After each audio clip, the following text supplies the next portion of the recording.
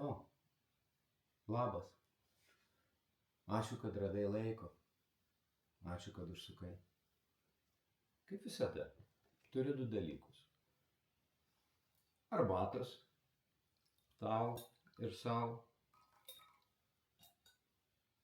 Ir knygą. Praeitą sykį žadėjau papasakoti apie laiką. Ar kada nors bandėjai savo išsikelt klausimą, o kas yra laikas?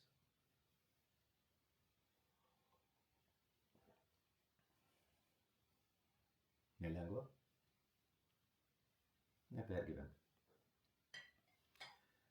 4 amžiuje Aurelijus Augustinas irgi bandė atsakyti šitą klausimą.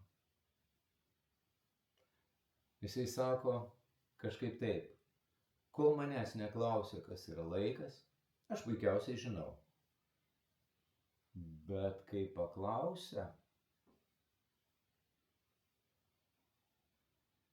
nemanyk, kad aš šiandien bandysiu atsakyti, kas yra laikas.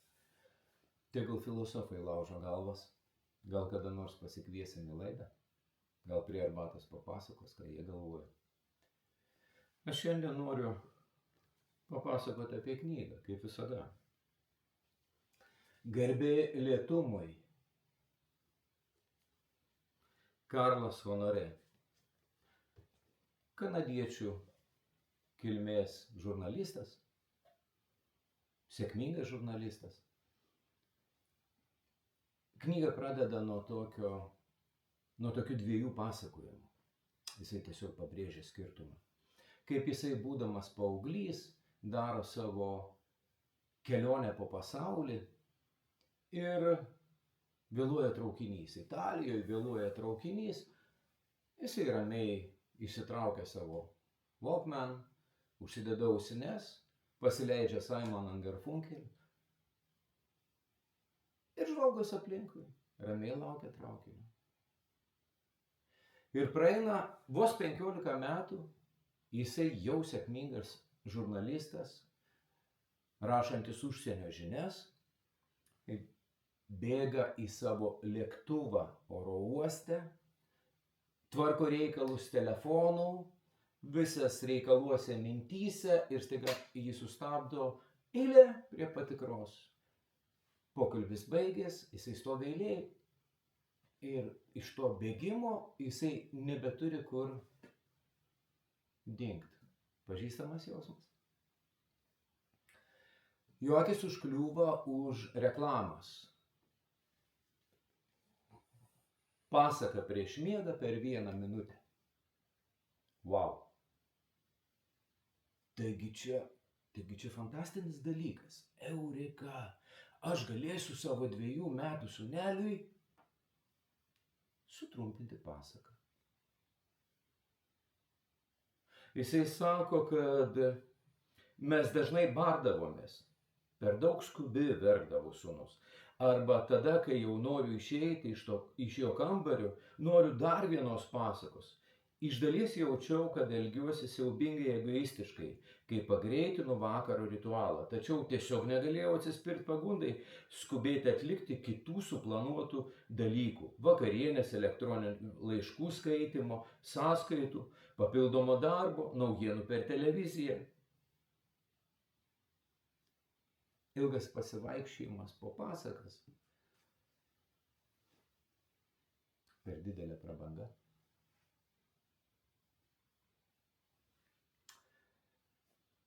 Ir tas jo jis tada buvo ant tiek sukrėstas savo to pamatymo, savo to buvio ir kad jisai nori sūnaus sąskaitą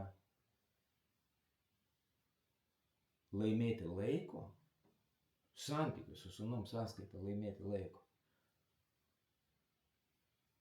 Po to parašė šitą knygą. Kada skaičiau tuos jo nuotykius, prisiminiau savo dalykus. Prisiminiau, kai vaikai buvo mažiukai. Įsivaizduokit, 4 pametiniai vaikai ir mano pakeltas tonas, kartais net šaukimas, kad mes vėluojam į darželį, į kažkokius tai reikalus, į mokyklą. Ar nematai, kad tėtis užsiėmęs, ar nematai, kad tėtis dabar kalbasi ir taip toliau. Vieną kartą mane pažadino mano vyriausias sūnus, pažadino mano mintis.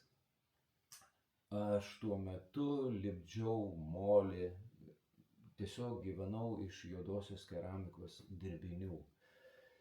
Ir va sau sėdžiu savo dirbtuviai, lipdau, darbas meditatyvus, fainas, man patinka. Aš ramiai sau lipdau, aišku, reikia padaryti kiekį, nes iš to reikia gyventi, neišeina visiškai atsileidus. Ir ateina mano vyriausias sūnelis, jis tada dar buvo darželio amžiaus.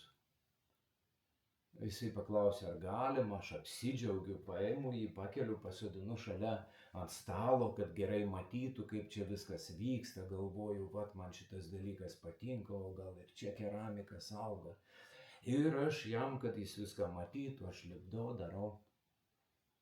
Ir staiga nei iš šio, nei iš to jisai patylėja, sako, tėti, nešauksi? Nu, mane kaip su karštu vandeniu perpylė. Galvoju, koks aš monstras atrodau savo sūnui, ašgi jį myliu, bet va tas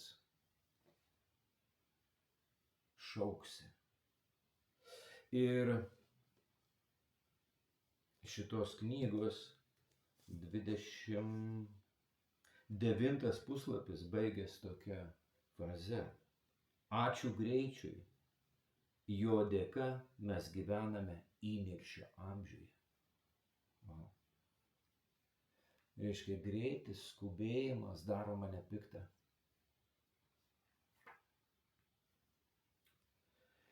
Amerikietis gydytojas Larry Dossey net terminą sukūrė dar 1982 metais.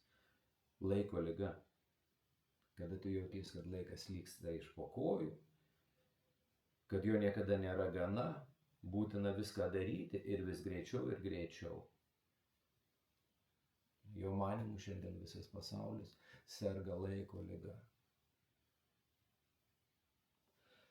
Aišku, daug dalykų čia pasakoja Honorė ir vienas iš dalykų, ką jis pasakoja, tai yra Japonija.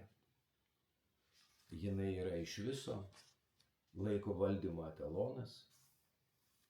Sako, japonai juda kaip šveicariškas laikrodis, tvarkingai, tiksliai, greitai. Ir pas japonus yra terminas, ačiū Dievui, mes Lietuvoje tokio neturim. Ir gerai būtų, kad jis neatsirastų. Tai yra koroši. Koroši. Ir tas terminas reiškia mirti persidirbus. Mirtis nuo persidirbimo. Ir aprašomas vienas įvykis, kur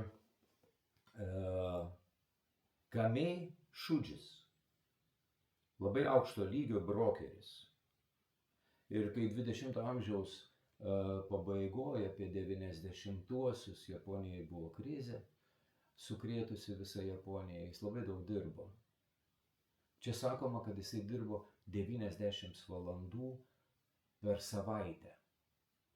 Ir jo kompanija jį statė kaip aukso standartą. Bet Kamei yra aukso standartas, visi mokykitės iš jo. Ir jisai nuo tų galbūt pagirų, aš nežinau, jisai dar labiau dirbo, jisai stengėsi. Tada jo vadovai paprašė per kavos pertraukas jo dar papasakot savo bendradarbiam, kad jie pasiektų aukštesnių lygių. Ir Kamei sutiko, jisai tai darė. Tai buvo jam papildomas stresas. Apie jį pradėjo rašyti spauda, jisai pasidarė ne tik tai kompanijai aukso standartas, nuostabus, fantastinis darbuotojas. Ir staiga bamts. Kamei mirė. Jam buvo 26. 26. Viskas gaunasi iš tų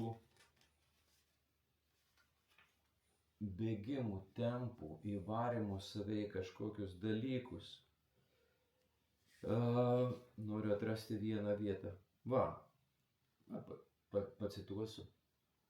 Neseniai Klaus Schwabas, Pasaulio ekonomikos forumo prezidentas, greičio poreikį, tarsi burtažodį, ištarė atšiauriais žodžiais. Mes judame iš pasaulio, kuriame didieji suėda mažuosius, į pasaulį, kuriame greitieji ėda lėtuosius. Taigi, frazė, būsi lėtas, tave suės. Tai greitis, produktyvumas tapo religija. Viskas greitai, viskas turi būti produktyvu, viską turi suspėti.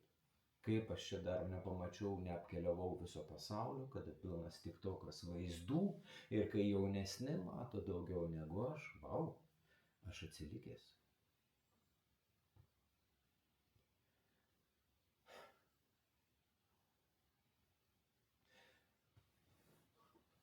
Honorė kelia klausimą, kada tai atsitiko? Kada atsitiko tai, kad mes tai pradėjom bėgti? Mintis tokia. Natūraliai skubėjimo nėra. Yra rytas ir vakaras. Yra pavasaris, yra žiema, yra ruduo, yra vasara, yra metų laikai. Ir obuolį tu nusiskinsi tik tada, kai jisai prinoks.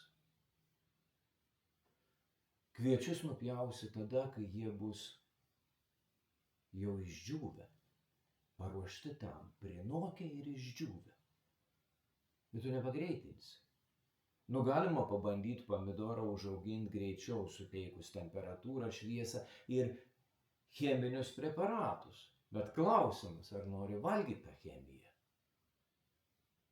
O tas tempas, tas ritmas, kuris yra gamtoj, jis yra toks, koks yra. Nei greitesnis, nei lėtesnis, jis yra toks, koks yra.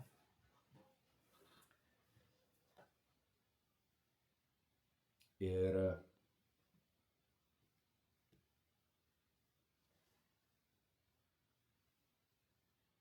kada tas atsitiko, kad mes tą praradom? Tai yra siejama su fabrikų atsiradimu, su gamyba. Staklės. Staklės turi savo našumą. Kas yra svarbu ekonomikoje? Trumpas laikas, pigiausios sąnaudos, didžiausias pelnas. Benjaminas Franklinas dar 18 berods amžiui, tas vyrukas, kur ant $100 banknotų yra, pamokė jauną prekybininką, sako, laikas, pinigai. Mane tas šiurpina, laikas, pinigai. Įsivaizduok, reiškia, tai koks tau biznis išklausyti žmonos sapną, išklausyti, kaip jai sekėsi diena, vakarieniauti su savo vaikais valandą ir išklausyti, kas su jais vyko mokykloje. Arba aplankyti savo tėtį ar mamą pasenusi, kuris kalba, gal jau nusikalba, o gal kalba tik jam įdomius dalykus. Koks čia biznis? Laikas, pinigai. Kalbi telefonu ir sakai, tėte, aš neturiu laiko, bėgu. Rimtai? Ir tai yra gyvenimas. Ir dabar grįžtu į gamybą, žiūrėkit, reiškia, gamyba yra našumas. Staklis per tą laiką geba pagaminti tiek ir tiek to ir to. O kas tada yra žmogus? Žmogus pasidaro staklių priedas. Laikas, pinigai. Ir aš bėgu.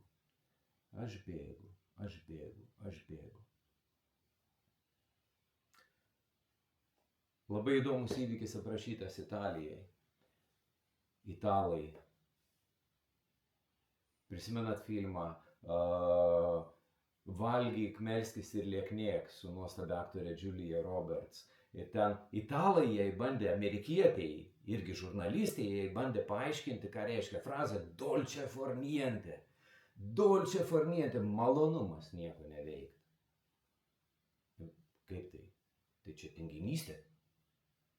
Ne, čia malonumas. Duodu intrigą, kad paskaitytum knygą.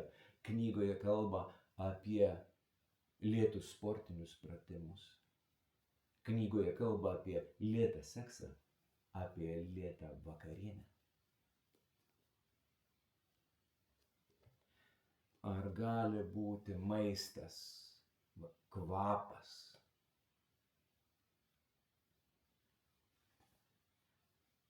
Greitas, valgymas, greitas.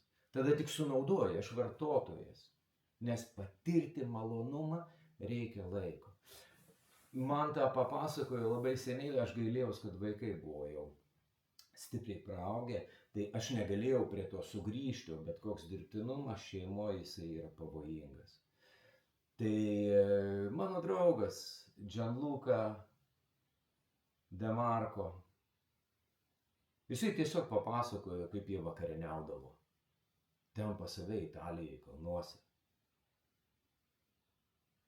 Ir aš tada supratau, kad maisto paruošimas, kada ruošia visa šeima, kvapai, kalba, valgymas, gėrėjimasis, o čia šita arbata iš Šri Lankos. Žinai, ten aš girdėjau, kad jie skina va taip. Tai Italijoje kitaip. Šitas aliejus va ten iš to kaimyno, nuo to kalno, o šitas vynas va iš to ūkio. Ir man praeitą savaitę tas kaimynas atnešė ir šituo dalinasi. Tai yra pats gyvenimas.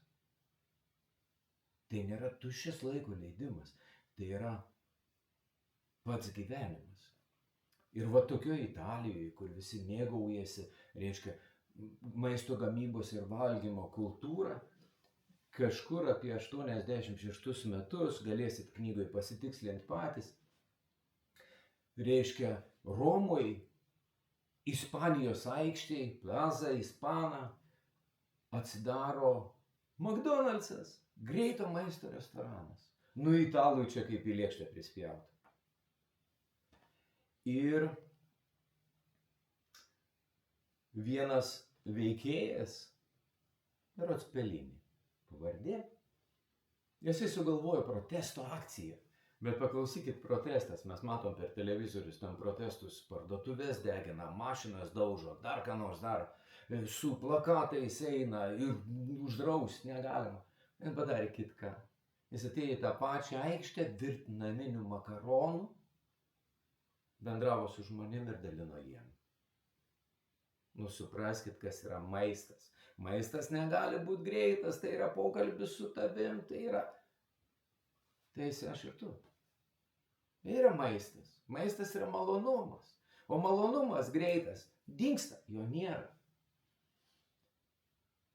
Ir jisai vienas iš įkūrėjų Lėto laiko. Ten yra netgi tokio modelio miestai, kur niekas neskuba. Tu ateini pas gydytoją ir jis tave išklauso, nėra pacientui skirta 5 minutės. Tu nespėjai pradėti pasakot, kas su tavim darosi, tau jau receptą rašo. Tai nėra greičiau.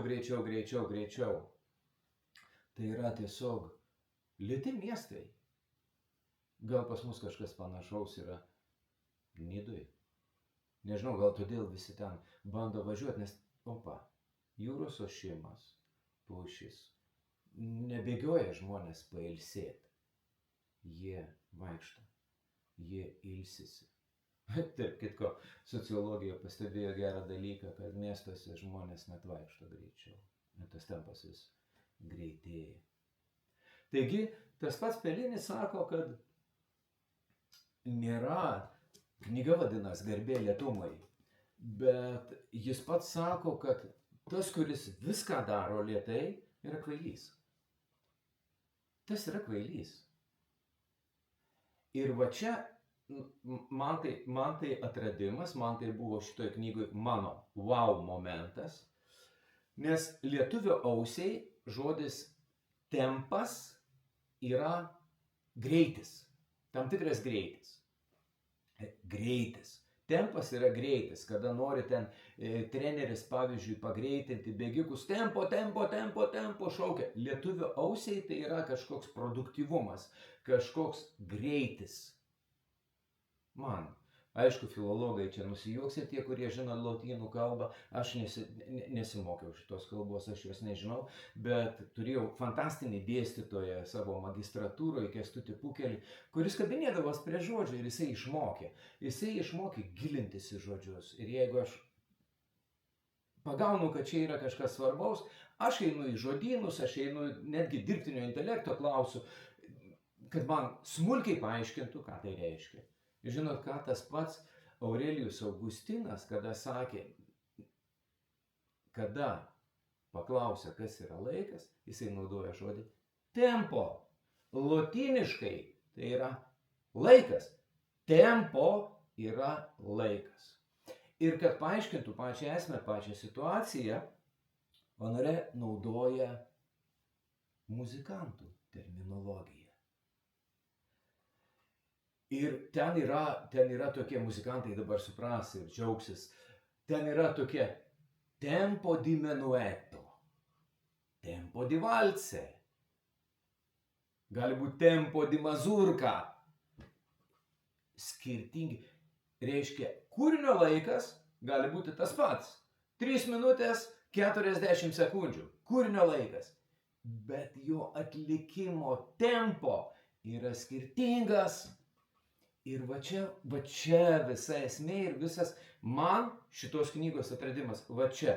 Ta knygą aš pasielgiau, vandališkai pasakysiu, nes jinai pas mane yra ten pribraukyta, priklijuota lipdukų ir taip toliau. Bet čia buvo mano asmeninis wow momentas, atradimas. Reiškia žodis, tempo ir kad tai yra ištempimas arba sulėtinimas. Ir kas yra svarbu, išmokti tempo giusto. Tempo giusto tai yra teisingas laikas. Teisingas laikas. Va čia atradimas. Teisingas laikas. Tai ką tai reiškia teisingas laikas? Dabar grįžtam į muziką ir įsivaizduok, kad kažkas paima ir lopšinę pagroja maršo tempu. Arba atvirkščiai, jeigu gros maršą lopšinės tempu, čia bus laidotuvės. Tai esmė yra teisingas tempas. Mano gyvenime kiekvienas dalykas turi būti padarytas, bet jis turi būti padarytas savo tempu. Savo tempu. Ir nukirpinėti pasaką prieš miegą, kada vaikas guli šiltai susivyniojęs po antklodę ir jam yra svarbi kiekviena minutė su manim. Greitinti? Ne tas tempas. Ne tempo giusto. Bet sakykim ten, skus bulves, nuvažiuoti į parduotuvę, padaryti kažkokius tokius rutininius darbus. Va čia gali daryti polkos tempu. Tempo di mazurka. Tai kas mums lieka šitam pasaulyje? Duosiu mechaninį palyginimą. Problema yra tame, kad mes išmokom važiuoti tą pačią pavarą. Greičiausią pavarą. Bet jeigu kažkokia situacija ir aš važiuoju per miestą 5 pavarą, ir aš užgesau, taip ir įvyksta mirtis. Aš užgesau. Tai mums reikia išmokti tiesiog pasirodo perjunginėti pavaras. Ar aš išmokau? Nemanau.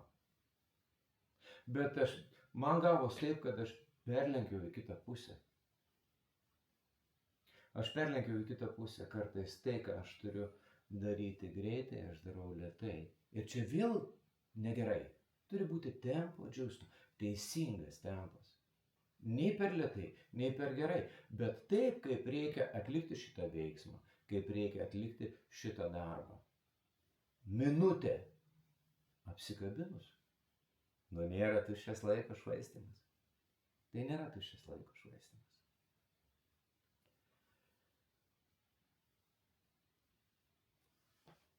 Ką darysim kitą kartą? Keliausim toliau. Keliausim toliau kitą kartą. Dabar aš jau užtepiau, pailginau, bet kitą kartą aš paimsiu kitą knygą, parodau ją iš anksto. Akimirkos tironija. Aš įdėsiu į komentarus šitą knygą, jūs galėsit paimti bibliotekoje, perskaityti. Jeigu perskaitysi, jinai nestora, va, per savaitę tikrai persiskaito. Jeigu perskaitysi, tai klausytis, ką aš radau apie tą knygą, tau tikrai bus įdomiau, nes tu turėsi jau savo refleksiją. Ten toks Norvegas dar prieš socialinių tinklų atsiradimą, prieš mobilių telefonų atsiradimą suveikė kaip pranašas, jisai papasakojo, kas bus, kaip yra laikas sukarpytas taip, kad mes nebesugebam jo susidėti, nebesugebam sudėti gyvenimą. Bet šitas bus kitą kartą, aš jau šiandien ir taip užtempiau, aš visą laiką norėjau sutilpti 20 minučių, tai bus kitą kartą, bet norėjau neskubėti. Ir tu neskubėk ten, kur galima neskubėti. Geriausias mintis ateina duše, ateina vedžiojant šunį. Gilius, kada mes skubam, eina tik paviršius. Tad svarbiausia tempo džiusto, teisingas laikas. Ačiū, kad atėjai. Iki kito karto. Sudie.